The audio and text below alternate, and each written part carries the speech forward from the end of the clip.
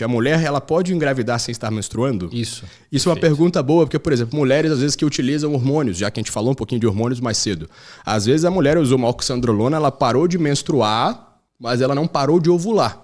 Então, se por um acaso ela ovulou e teve uma relação e o ambiente foi propício a que houvesse uma anidação, ela pode engravidar mesmo sem estar menstruando. Perfeito. A gente tem muitas causas para a ausência da menstruação.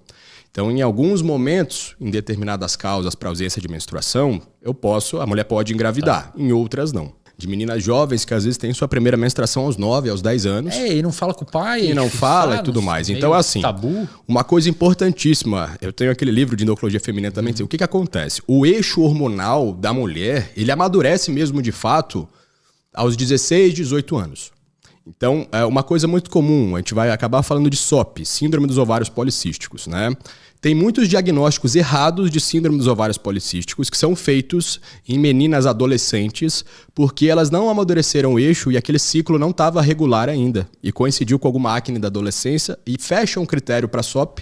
E aí o médico, às vezes inocentemente, ingenuamente, diagnostica como SOP, mas não é SOP. Então, assim, eu atendo muitas mulheres ali aos 30 e poucos que talvez carregam o peso de um diagnóstico de SOP desde a adolescência, mas que na realidade não era uma SOP. Era só um eixo que não tinha amadurecido ainda. Né? Estava no processo natural. Estava no processo natural. A gente usa os critérios de Rotterdam, principalmente, ali que foram estabelecidos em 2003, mas a gente tem que tomar cuidado com esse amadurecimento do eixo. Né?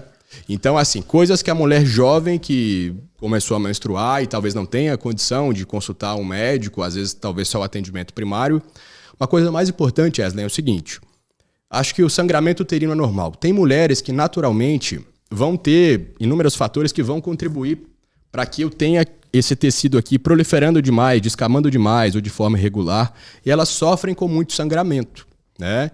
Então, nesse caso, isso pode ser prejudicial para a mulher, porque sabe qual que é a principal, uma das causas mais comuns de anemia ferropriva? Olha só, cara. Na mulher é o sangramento uterino anormal. Né? Porque a mulher perde muito ferro na menstruação. Muito grande. Quando eu tenho mais volume, mais fluxo e mais duração desse fluxo, eu vou ter mais perda de ferro. Isso tanto numa mulher jovem ou pode acontecer depois, mais tardiamente, por outras causas.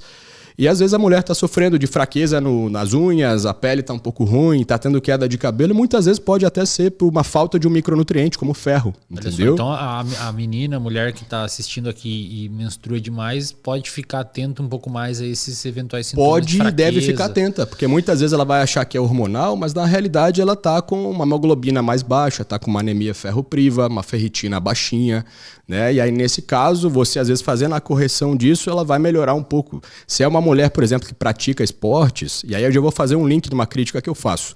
O meu livro sobre anticoncepcionais foi uma pesquisa que eu conduzi mais ligada à farmacologia, para a gente entender que são inúmeras substâncias diferentes, não são a mesma coisa, e que muitas vezes elas podem ser positivas em alguns quadros, até na performance. Se eu tenho uma mulher atleta, tá? Vamos desenhar aqui. Fala um esporte para mim, Wesley. Algum esporte? Vôlei. Cara, imagina uma mulher jogadora de vôlei, por exemplo.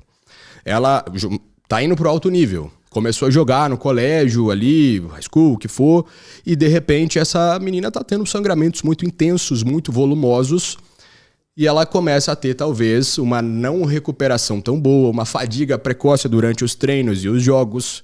Nesse caso, o tratamento para isso é um progestagênio. Os anticoncepcionais, na realidade, a gente tem que tomar muito cuidado. Eles são progestagênios. São hormônios derivados ali, modificados, que têm uma ação parecida em alguns aspectos com a progesterona.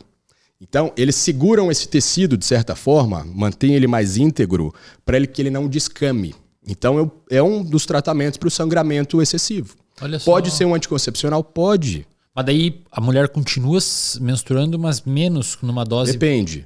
Se você dá ele pausa, ela vai sangrar por privação, porque ela usou a progesterona, a progestina, parou de usar, sangra porque não tem mais aquele hormônio. Que é a mesma coisa que acontece no ciclo menstrual. Na segunda fase do ciclo menstrual, depois ali que ocorre a ovulação, as mulheres param de produzir a progesterona, ela não deixa aquele tecido íntegro, ele vai lá e descama. Tá? Quando eu uso continuamente, na grande maioria das vezes, eu posso fazer isso, não tem problema, tá bom, mulheres? Se você não gosta de menstruar também, não tem problema você ficar sem menstruar, Por mais que muitas mulheres achem que é cultural, vai crescer um bicho dentro de mim. Não, é como se o meu tecido tivesse estável. Ele não está crescendo, descamando e não está ficando fino. Perfeito. Entendeu? Então, é um tratamento para o sangramento uterino anormal, né? E aí ela não vai menstruar se ela usar contínuo. O Dilmirena, por exemplo, é um dispositivo que libera esse hormônio ali na região desse tecido, do endométrio, e faz com que ele fique estável, que também é um tratamento. E até 70% das mulheres com Dilmirena não menstruam, ficam sem menstruar. E não tem problema, tá bom?